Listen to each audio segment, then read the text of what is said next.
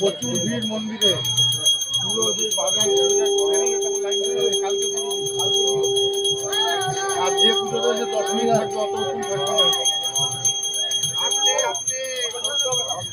কালকে কখন দেবো তাহলে পূজা? ভোরবেলা ভোরবেলা?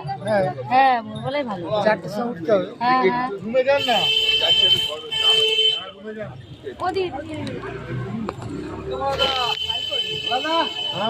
হ্যাঁ বাবা আচ্ছা